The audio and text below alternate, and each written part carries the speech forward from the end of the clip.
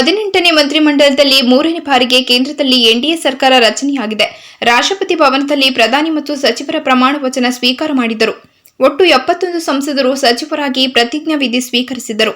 ಇದರಲ್ಲಿ 30 ಕ್ಯಾಬಿನೆಟ್ ಸಚಿವರು, 5 ರಾಜ್ಯ ಖಾತೆ ಅಂದರೆ ಸ್ವತಂತ್ರ ನಿರ್ವಹಣೆ ಮತ್ತು 36 ರಾಜ್ಯ ಖಾತೆಯ ಸಚಿವರು ಸೇರಿದ್ದಾರೆ. ಹೌದು, ಎನ್ಡಿಎ ಕೂಟದ ನಾಯಕರಾಗಿರುವ ನರೇಂದ್ರ ಮೋದಿ ಅವರು ಸತತ 3ನೇ ಬಾರಿಗೆ ಪ್ರಧಾನಿಯಾಗಿ ಈಶ್ವರನ ಹೆಸರಿನಲ್ಲಿ ಪ್ರಮಾಣ ವಚನ ಸ್ವೀಕರಿಸಿದರು. मैं नरेंद्र दामोदर दास मोदी ईश्वर की शपथ लेता हूं कि मैं विधि द्वारा स्थापित भारत के संविधान के प्रति सच्ची श्रद्धा और निष्ठा रखूंगा. ರಾಷ್ಟ್ರಪತಿ ಭವನದಲ್ಲಿ ಭಾನುವಾರ ಸಂಜೆ ನಡೆದ ಅದ್ದೂರಿ ಸಮಾರಂಭದಲ್ಲಿ ರಾಷ್ಟ್ರಪತಿ ದ್ರೌಪದಿ ಮುರ್ಮು ಅವರಿಂದ ಪ್ರಧಾನಿ ಹಾಗೂ 30 ಸಂಪುಟ ಸಚಿವರು ಸೇರಿ 71 ಸಚಿವರು ಪ್ರತಿಜ್ಞಾ ವಿಧಿ ಪಡೆದರು. ಬಿಳಿ ಬಣ್ಣದ ಕುರ್ತಾ ಮತ್ತು ನೀಲಿ ಬಣ್ಣದ ಜಾಕೆಟ್ ಧರಿಸಿದ್ದ 73 ವರ್ಷದ ಮೋದಿ ಅವರು ಪ್ರಥಮ ಪ್ರಧಾನಿ ಜವಾಹರ್ಲಾಲ್ ನೆಹರು ನಂತರ ಸತತ 3ನೇ ಬಾರಿಗೆ ಅಧಿಕಾರಕ್ಕೆ ಬಂದ 2ನೇ ಪ್ರಧಾನಿ ಎಂಬ ಹೆಗ್ಗಳಿಕೆಗೆ ಮೋದಿ ಪಾತ್ರರಾದರು. ಮೋದಿ ಜೊತೆಗೆ ಅವರ 2.0 ಕ್ಯಾಬಿನೆಟ್ನ ಹಿರಿಯ ಸಚಿವರಾದ ರಾಜನಾಥ್ ಸಿಂಗ್, ಅಮಿತ್ ಶಾ, ನಿತಿನ್ ಗಡ್ಕರಿ, ನಿರ್ಮಲಾ ಸೀತಾರಾಮನ್ ಮತ್ತು ಎಸ್ ಜೈಶಂಕರ್ ಸೇರಿದಂತೆ ಬಿಜೆಪಿಯ ಹಿರಿಯ ನಾಯಕರು ಸಂಪುಟ ಸಚಿವರಾಗಿ ಪ್ರಮಾಣ ವಚನ ಸ್ವೀಕರಿಸಿದರು. ಲೈಂಗಿಕ ದೌರ್ಜನ್ಯ ಪ್ರಕರಣದಲ್ಲಿ ಬಂಧಿತರಾಗಿರುವ ಮಾಜಿ ಸಂಸದ ಪ್ರಜ್ವಲ್ ರೇವಣ್ಣ ಎಸ್ಐಟಿ ಕಸ್ಟಡಿ ಅವಧಿ ಇಂದು ಅಂತ್ಯವಾಗಲಿದೆ. ಈ ಹಿನ್ನೆಲೆಯಲ್ಲಿ ಪ್ರಜ್ವಲ್ ಅವರನ್ನು ನ್ಯಾಯಾಲಯಕ್ಕೆ ಹಾಜರುಪಡಿಸಿ ಮತ್ತೊಮ್ಮೆ ಪಡೆಯಲು ಎಸ್ಐಟಿ ಸಜ್ಜಾಗಿದೆ. ಒಂದು ವೇಳೆ ತನಿಖೆ ಮುಗಿದಿದೆ ಎಂದು ಎಸ್ಐಟಿ ವರದಿ ನೀಡಿದರೆ ಪರಪ್ಪನ ಅಗ್ರಹಾರಕ್ಕೆ ಪ್ರಜ್ವಲ್ ಹೋಗಲಿದ್ದಾರೆ ಎನ್ನಲಾಗಿದೆ. ಹಾಸನದ ಹೊಳೆನರಸೀಪುರ ಠಾಣೆಯಲ್ಲಿ ದಾಖಲಾಗಿರುವ ಮಹಿಳೆ ಮೇಲಿನ ಲೈಂಗಿಕ ದೌರ್ಜನ್ಯಕ್ಕೆ ಸಂಬಂಧಿಸಿದಂತೆ ಪ್ರಜ್ವಲ್ ರೇವಣ್ಣ ಅವರನ್ನು ಜೂನ್ 10ರವರೆಗೆ ಎಸ್ಐಟಿ ತಂಡ ವಶಕ್ಕೆ ಪಡೆದುಕೊಂಡಿತ್ತು. ಪ್ರಜ್ವಲ್ ವಿದೇಶದಿಂದ ಬರುತ್ತಿದ್ದಂತೆ ಬೆಂಗಳೂರಿನ ಕೆಂಪೇಗೌಡ ವಿಮಾನ ನಿಲ್ದಾಣದಲ್ಲಿ ವಿಶೇಷ ತನಿಖಾ ತಂಡದ ಅಧಿಕಾರಿಗಳು ಬಂಧಿಸಿದ್ದರು. ಈಗಾಗಲೇ ಹೊಳೆನರಸೀಪುರದ ನಿವಾಸದಲ್ಲಿ ಎಸ್ಐಟಿ ಅಧಿಕಾರಿಗಳು ಪ್ರಜ್ವಲ್ ಮಹಜರು ಪ್ರಕ್ರಿಯೆ ನಡೆಸಿದ್ದಾರೆ. ಮತ್ತೊಂದೆಡೆ ಅಶ್ಲೀಲ ವಿಡಿಯೋಗಳು ಚಿತ್ರೀಕರಣಗೊಂಡಿವೆ ಎನ್ನಲಾದ ಮೂಲ ಮೊಬೈಲ್ ಫೋನ್ಗಾಗಿಯೂ ತಲಾಶ್ ಮುಂದುವರೆದಿದೆ. ಇದಲ್ಲದೆ ಪ್ರಕರಣ ದಾಖಲಾದ ಬಳಿಕ 1 ತಿಂಗಳ ಕಾಲ ಪ್ರಜ್ವಲ್ ರೇವಣ್ಣ ವಿದೇಶದಲ್ಲಿ ತಲೆಮರೆಸಿಕೊಳ್ಳಲು ಸಹಾಯ ಮಾಡಿದ್ದ ಅವರ ಆಪ್ತ ವಲಯದ ಕೆಲವರಿಗೆ ನೋಟಿಸ್ ನೀಡಲು ಎಸ್ಐಟಿ ಮುಂದಾಗಿದೆ ಎಂದು ಮೂಲಗಳು ತಿಳಿಸಿವೆ. ಇದರ ನಡುವೆ ಪೆನ್ಡ್ರೈವ್ ಹಂಚಿಕೆ ಮಾಡಲಾಗಿದ್ದ ಕಾರ್ತಿಕ್ ಎಂಬಾತನನ್ನ ಎಸ್ಐಟಿ ವಶಕ್ಕೆ ಪಡೆದಿದ್ದು ವಿಚಾರಣೆ ನಡೆಸುತ್ತಿದೆ. ಕರ್ನಾಟಕದ ಮಾಜಿ ಸಿಎಂ ಜೆಡಿಎಸ್ ನಾಯಕ ಎಚ್.ಡಿ. ಕುಮಾರಸ್ವಾಮಿ, ಎಚ್ಎಎಂಎಸ್ ಅಧ್ಯಕ್ಷ ಬಿಹಾರದ ಮಾಜಿ ಸಿಎಂ ಜಿತನ್ ರಾಮ್ ಮಾಂಝಿ, ಜೆಡಿಯು ನಾಯಕ ರಾಜೀವ್ ರಂಜನ್ ಸಿಂಗ್, ಟಿಡಿಪಿಯ ಕೆ. ರಾಮ್ ಮೋಹನ್ ನಾಯ್ಡು ಮತ್ತು ಎಲ್ಜೆಪಿ ಮುಖ್ಯಸ್ಥ ಚಿರಾಗ್ ಪಾಸ್ವಾನ್ ಅವರು ಪ್ರತಿಜ್ಞಾ ವಿಧಿ ಪಡೆದರು. ಬಿಜೆಪಿ ರಾಷ್ಟ್ರೀಯ ಅಧ್ಯಕ್ಷ ಜೆಪಿ ನಡ್ಡಾ 5 ವರ್ಷಗಳ ನಂತರ ಸಂಪುಟಕ್ಕೆ ಮರಳಿದರು. ಮಧ್ಯಪ್ರದೇಶದ ಮಾಜಿ ಮುಖ್ಯಮಂತ್ರಿ ಶಿವರಾಜ್ ಸಿಂಗ್ ಚೌಹಾಣ ಮತ್ತು ಹರಿಯಾಣದ ಮಾಜಿ ಸಿಎಂ ಮನೋಹರ್ ಲಾಲ್ ಖಟ್ಟರ್ ಅವರು ಸಹ ಪ್ರಮಾಣ ವಚನ ಸ್ವೀಕರಿಸಿದರು. ಈ ಇಬ್ಬರು ನಾಯಕರು ಮೋದಿ ಸಂಪುಟದ ಹೊಸ ಮುಖಗಳಾಗಿದ್ದಾರೆ. ಉಳಿದಂತೆ ಬಿಜೆಪಿ ನಾಯಕರಾದ ಪಿಯೂಷ್ ಗೋಯಲ್, ಜ್ಯೋತಿರಾದಿತ್ಯ ಸಿಂಧಿಯಾ, ಧರ್ಮೇಂದ್ರ ಪ್ರಧಾನ್ ಮತ್ತು ಭೂಪೇಂದ್ರ ಯಾದವ್ ಮತ್ತೆ ಸಚಿವ ಸ್ಥಾನ ಪಡೆಯುವಲ್ಲಿ ಯಶಸ್ವಿಯಾಗಿದ್ದಾರೆ. ಈ ಹಿಂದೆ ಇವರು ರಾಜ್ಯಸಭೆ ಸದಸ್ಯರಾಗಿದ್ದರು, ಈಗ ಲೋಕಸಭೆಗೆ ಆಯ್ಕೆಯಾಗಿದ್ದಾರೆ. ಜತೆಗೆ ಅಸ್ಸಾಂನ ಮಾಜಿ ಸಿಎಂ ಸರ್ಬಾನಂದ ಸೋನೋವಾಲ್, ಅಶ್ವಿನ್ ವೈಷ್ಣವ್, ವೀರೇಂದ್ರ ಕುಮಾರ್, ಪ್ರಹ್ಲಾದ್ ಜೋಶಿ, ಗಿರಿರಾಜ್ ಸಿಂಗ್, ಜುಯಲ್ ಓರಂ, ಗುಜರಾತ್ ಬಿಜೆಪಿ ರಾಜ್ಯಾಧ್ಯಕ್ಷ ಸಿಆರ್ ಪಾಟೀಲ್, ಮುನ್ಸುಖ್ ಮಾಂಡವಿಯಾ, ಜಿ ಕಿಶನ್ ರೆಡ್ಡಿ, ಹರ್ದೀಪ್ ಸಿಂಗ್ ಪುರಿ, ಕಿರಣ್ ರಿಜಿಜು, ಅನ್ನಪೂರ್ಣದೇವಿ ಮತ್ತು ಗಜೇಂದ್ರ ಸಿಂಗ್ ಶೇಖಾವತ್ ಕ್ಯಾಬಿನೆಟ್ ಮಂತ್ರಿಗಳಾಗಿ ಪ್ರಮಾಣ ವಚನ ಸ್ವೀಕರಿಸಿದರು. ಇವರೆಲ್ಲರೂ ಬಿಜೆಪಿಯ ನಾಯಕರಾಗಿದ್ದಾರೆ. ರಾಷ್ಟ್ರಪತಿ ಭವನದಲ್ಲಿ ನಡೆದ ಪ್ರಮಾಣ ವಚನ ಸಮಾರಂಭದಲ್ಲಿ ಪ್ರಧಾನಿ ನರೇಂದ್ರ ಮೋದಿ ನಂತರ ಮಂಡ್ಯ ಲೋಕಸಭಾ ಕ್ಷೇತ್ರದಿಂದ ಸ್ಪರ್ಧಿಸಿ ಭರ್ಜರಿ ಗೆಲುವು ಸಾಧಿಸಿದ ಎಚ್.ಡಿ. ಕುಮಾರಸ್ವಾಮಿ ಕೇಂದ್ರ ಸಂಪುಟ ದರ್ಜೆ ಸಚಿವರಾಗಿ ಪ್ರಮಾಣ ವಚನ ಸ್ವೀಕರಿಸಿದರು. I, Aradhanaralli Devegowda Kumaraswamy, do swear in the name of God that I will not directly or indirectly communicate or reveal to any person or persons any matter which shall be brought under my consideration or shall become known to me as a minister for the Union, except as may be required for the due discharge of my duties as such minister. ರಾಷ್ಟ್ರಪತಿ ಭವನದಲ್ಲಿ ನಡೆದ NDA ಅಧಿಕೃತ ಕಾರ್ಯಕ್ರಮದಲ್ಲಿ ರಾಷ್ಟ್ರಪತಿ ದ್ರೌಪದಿ ಮುರ್ಮು ಅವರು ಪ್ರಮಾಣ ವಚನ ಬೋಧಿಸಿದರು. ಈ ಬಾರಿ ಬಿಜೆಪಿ ನೇತೃತ್ವದ ಎನ್ಡಿಎ ಸರ್ಕಾರ ಅಧಿಕಾರಕ್ಕೆ ಬರಲು ಮೈತ್ರಿ ಪಕ್ಷವಾಗಿ ಜೆಡಿಎಸ್ ಕೈಜೋಡಿಸಿತ್ತು. ಸಂಸದ ಎಚ್.ಡಿ. ಕುಮಾರಸ್ವಾಮಿ ಅವರು 3ನೇ ಬಾರಿಗೆ ಸಂಸತ್ತು ಪ್ರವೇಶಿಸಿದ್ದಾರೆ. ಇದಕ್ಕೂ ಮುನ್ನ ಕನಕಪುರ ಲೋಕಸಭಾ ಕ್ಷೇತ್ರದಿಂದ ಮೊದಲ ಬಾರಿ ಸಂಸದರಾಗಿದ್ದರು. ನಂತರ ಬೆಂಗಳೂರು ಗ್ರಾಮಾಂತರ ಕ್ಷೇತ್ರದಿಂದ 2ನೇ ಬಾರಿ ಲೋಕಸಭೆ ಪ್ರವೇಶ ಮಾಡಿದ್ದರು. ಇದೀಗ ಮಂಡ್ಯ ಲೋಕಸಭಾ ಕ್ಷೇತ್ರದಲ್ಲಿ ಭಾರೀ ಅಂತರದಿಂದ ಗೆದ್ದು ಸಂಸತ್ ಪ್ರವೇಶಿಸಿ ಮೊದಲ ಬಾರಿಗೆ ಕೇಂದ್ರದಲ್ಲಿ ಸಚಿವರಾಗಿದ್ದಾರೆ. ಇನ್ನು ಕುಮಾರಸ್ವಾಮಿ ಹೆಸರು ಹೇಳುತ್ತಿದ್ದಂತೆ ಕನ್ನಡದಲ್ಲಿಯೇ ಜಯಘೋಷಗಳು ಮೊಳಗಿದವು. ಮೋದಿ, ಅಮಿತ್ ಶಾ ಬಿಟ್ಟರೆ 3ನೇ ವ್ಯಕ್ತಿಗೆ ಪ್ರಮಾಣ ವಚನ ಸಂದರ್ಭದಲ್ಲಿ ಅಭಿಮಾನಿಗಳಿಂದ ಜಯಘೋಷ ಮೊಳಗಿದವು. ಇನ್ನು ಕುಮಾರಸ್ವಾಮಿ ಕರ್ನಾಟಕದ ಸಂಪ್ರದಾಯ ರೀತಿ ಬಿಳಿ ಅಂಗಿ ಮತ್ತು ಪಂಚೆ ತೊಟ್ಟು ಕುಮಾರಸ್ವಾಮಿ ವೇದಿಕೆಗೆ ಆಗಮಿಸಿ ಪ್ರಮಾಣ ವಚನ ಸ್ವೀಕರಿಸಿದರು. ಪ್ರಧಾನಿ ನರೇಂದ್ರ ಮೋದಿ ನೇತೃತ್ವದ 3ನೇ ಅವಧಿಯ ಕೇಂದ್ರ ಸರ್ಕಾರದಲ್ಲಿ ರಾಜ್ಯದ 5 ಸಂಸದರಿಗೆ ಅವಕಾಶ ಸಿಕ್ಕಿದೆ. ಪ್ರಧಾನಿ ನರೇಂದ್ರ ಮೋದಿ ಅವರ ಜೊತೆ 4 ಸಂಸದರು ಆಗಿ ಓರ್ವ ರಾಜ್ಯಸಭಾ ಸದಸ್ಯರು ಇಂದು ಸಚಿವರಾಗಿ ಪ್ರಮಾಣ ವಚನ ಸ್ವೀಕರಿಸಿದ್ದಾರೆ. ರಾಷ್ಟ್ರಪತಿ ದ್ರೌಪದಿ ಮುರ್ಮು ಅವರು ಪ್ರಮಾಣ ವಚನ ಬೋಧಿಸಿದರು. ರಾಷ್ಟ್ರಪತಿ ಭವನದಲ್ಲಿ ಸಂಜೆ 7:15ಕ್ಕೆ ನರೇಂದ್ರ ಮೋದಿ 3ನೇ ಅವಧಿಗೆ ಪ್ರಧಾನಮಂತ್ರಿಯಾಗಿ ಪ್ರತಿಜ್ಞಾ ವಿಧಿ ಸ್ವೀಕರಿಸಿದರು.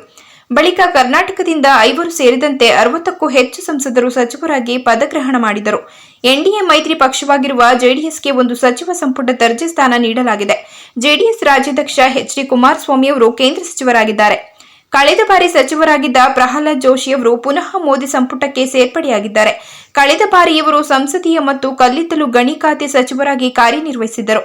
ಹಾಗೂ ಕಳೆದ ಬಾರಿ ಹಣಕಾಸು ಸಚಿವೆಯಾಗಿದ್ದ ನಿರ್ಮಲಾ ಸೀತಾರಾಮ್ ಅವರಿಗೂ ಕ್ಯಾಬಿನೆಟ್ ದರ್ಜೆಯ ಸ್ಥಾನ ನೀಡಲಾಗಿದೆ.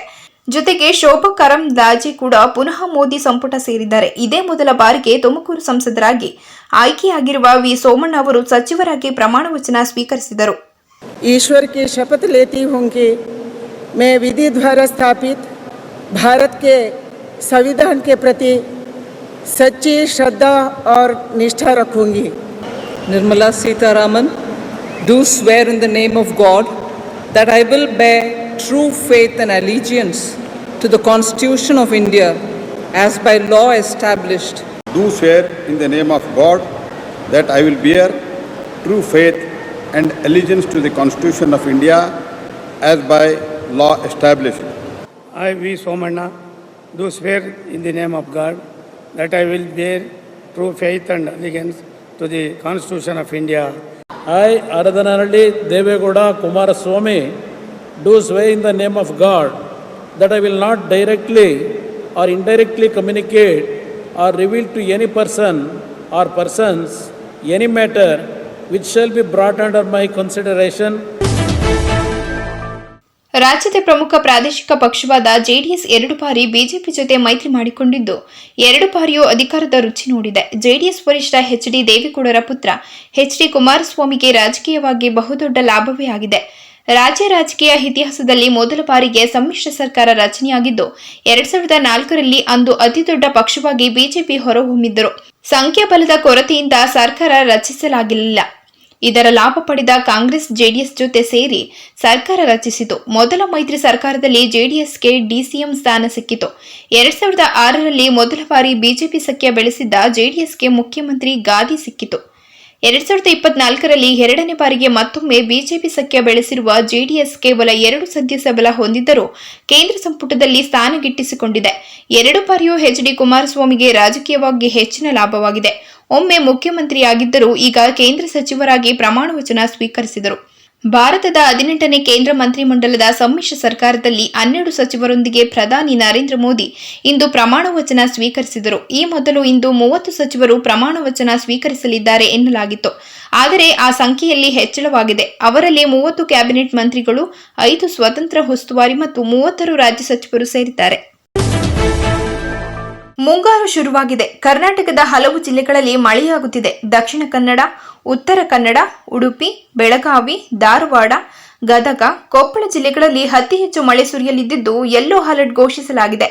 ನೈಋತ್ಯ ಮುಂಗಾರು ಉತ್ತರ ಒಳನಾಡಿನಲ್ಲಿ ತೀವ್ರವಾಗಿತ್ತು. ಕರಾವಳಿ ಹಾಗೂ ದಕ್ಷಿಣ ಒಳನಾಡಿನಲ್ಲಿ ಸಾಮಾನ್ಯವಾಗಿತ್ತು. ಕರ್ನಾಟಕದ 7 ಜಿಲ್ಲೆಗಳಲ್ಲಿ ಇಂದು ಭಾರೀ ಮಳೆ ಸುರಿಯಲಿದೆ ಎಂದು ಹವಾಮಾನ ಇಲಾಖೆ ಮುನ್ಸೂಚನೆ ನೀಡಿದೆ.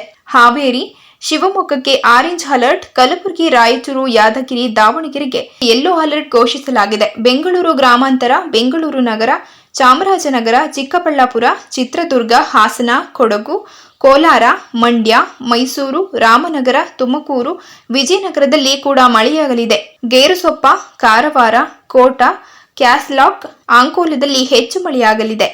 ಗೋಕರ್ಣ, ಕದ್ರಾ, ಶಿರಾಲಿ, ಆಲಮಟ್ಟಿ, ಆಗುಂಬೆ, ಸಿದ್ದಾಪುರ, ಮಂಗಳೂರು ವಿಮಾನ ನಿಲ್ದಾಣ, ಲಿಂಗನಮಕ್ಕಿ, ಮಂಕಿ, ಕುಂದಾಪುರ, ಬೆಳಗಾವಿ, ಪಣಂಬೂರು, ಮುಲ್ಕಿ, ಪುತ್ತೂರು, ನಿಪ್ಪಾಣಿ, ತಾಳಗುಪ್ಪದಲ್ಲಿ ಮಳೆಯಾಗಲಿದೆ. ಉಡುಪಿ, ತಾಳಿಕೋಟೆ, ಬಿಳಗಿ, ಶೃಂಗೇರಿ, ಭಾಗಮಂಡಲ, ಸುಳ್ಯ, ಉಪ್ಪಿನಂಗಡಿ, ಮಂಗಳೂರು, ಮಾಣಿ, ಸೇಡಬಾಳ, ಬಾಳೆಹೊನ್ನೂರು, ಜಯಪುರ, ಚಿಕ್ಕೋಡಿ, ಬೆಳ್ತಂಗಡಿ, ಕಳಸ, ಜೊಯ್ಡಾ, ಸಿದ್ದಾಪುರ, ಕಿರವತ್ತಿ, ಜೇವರ್ಗಿ, ಯಲ್ಲಾಪುರ, ಕೊಪ್ಪ, ಅಣ್ಣಿಗೆರೆ, ಧಾರವಾಡ, ಗೋಕಾಕ್, ಸವಣೂರು, ಬೈಲಹೊಂಗಲ, ಸೇಡಂ, ಎಡ್ಚಿಕೋಟೆಯಲ್ಲಿ ಮಳೆಯಾಗಲಿದೆಯಂತೆ. ಅಸ್ಸಾಂನ ನಾಗೌ ಜಿಲ್ಲೆಯ ಕಾಲಿಯಬರ್ನ ಕುನ್ವರಿಟೋಲ್ ಚರಿಯಾಲ್ ಎಂಬಲ್ಲಿನ ಮನೆಯೊಂದರಲ್ಲಿ ಸುಮಾರು 35 ಹಾವಿನ ಮರಿಗಳು ಪತ್ತೆಯಾಗಿವೆ. ಮನೆಯ ಸ್ಥಾನದ ಕೊಠಡಿಯಲ್ಲಿ ಹಾವು ಇಷ್ಟೊಂದು ಮರಿಗಳಿಗೆ ಮೊಟ್ಟೆ ಇಟ್ಟಿತು. ಈ ಮೊಟ್ಟೆಗಳಿಂದ ಮರಿಗಳು ಒಂದೊಂದಾಗಿ ಹೊರಬಂದಿದ್ದು ಮನೆ ಮಂದಿ ಅಚ್ಚರಿಗೊಳಗಾದರು. ಈ ಮಾಹಿತಿ ಪಡೆದು ಸ್ಥಳಕ್ಕಾಗಮಿಸಿದ ಉರುಗ ತಜ್ಞ ಸಂಜೀವ್ ದೇಕಾ ಬಾತ್ರೂಮ್ನ ಮಣ್ಣಿನ ರಂಧ್ರಗಳಿಂದ ಒಂದೊಂದೇ ಮರಿಗಳನ್ನು ಹೊರತೆಗೆದು ಬಕೆಟ್ ಹಾಕಿದರು. ಈ ವೇಳೆ ಒಟ್ಟು 35 ಮರಿಗಳು ದೊರೆತಿವೆ. ವಿಷಯ ತಿಳಿದು ಅಕ್ಕಪಕ್ಕದ ಮನೆಯವರೆಲ್ಲ ಸ್ಥಳದಲ್ಲಿ ಜಮಾಯಿಸಿದ್ದರು. ಒಂದೇ ಬಾರಿ ಇಷ್ಟೊಂದು ಹಾವುಗಳ ರಾಶಿ ನೋಡಿ ಚಕಿತಗೊಂಡರು. ಹಾವಿನ ಮರಿಗಳು ಹುಟ್ಟಿರುವುದು ಮೊದಲೇ ಗೊತ್ತಾಗಿದ್ದರಿಂದ ಸಂಭಾವ್ಯ ಅಪಾಯ ತಪ್ಪಿತೆಂದು ನಿಟ್ಟುಸಿರು ಬಿಟ್ಟರು. ರಕ್ಷಿಸಲ್ಪಟ್ಟ ಹಾವಿನ ಮರಿಗಳನ್ನ ಸುರಕ್ಷಿತ ಸ್ಥಳಕ್ಕೆ ಬಿಡಲಾಗಿದೆ. ಇಷ್ಟೊಂದು ಹಾವುಗಳು ಒಂದೆಡೆ ಕಾಣಿಸಿಕೊಳ್ಳುವುದು ಮೊದಲೇನಲ್ಲ. ಮಳೆಗಾಲದ ಸಮಯದಲ್ಲಿ ಹಾವುಗಳು ಪ್ರತ್ಯಕ್ಷವಾಗುವುದು ಸಹಜ ಎಂದು ಉರಗ ತಜ್ಞರು ಹೇಳಿದರು.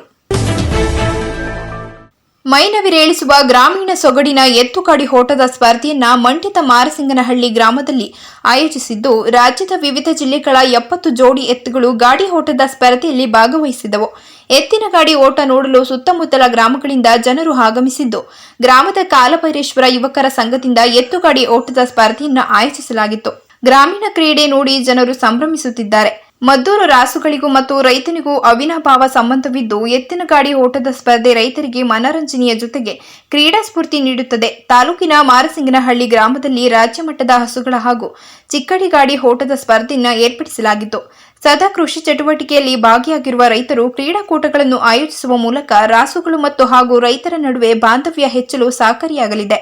ಪ್ರಥಮ ಸುತ್ತಿನಲ್ಲಿ ಟಿಎಂ ಹೊಸರು ಗ್ರಾಮದ ರಾಜು ಎಂಬುವರ ಎತ್ತಿನ ಗಾಡಿ ಸ್ಪರ್ಧೆ ನೆರೆದಿದ್ದ ಪ್ರೇಕ್ಷಕರನ್ನ ಆಕರ್ಷಣೆ ಮಾಡಿದ ಜೋಡಿ ಎತ್ತುಗಳಾಗಿದ್ದು, ಗ್ರಾಮೀಣ ಸೊಗಡಿಗೆ ಇಂತಹ ಸ್ಪರ್ಧೆಗಳು ಮತ್ತಷ್ಟು ಉತ್ತೇಜನ ನೀಡುತ್ತವೆ.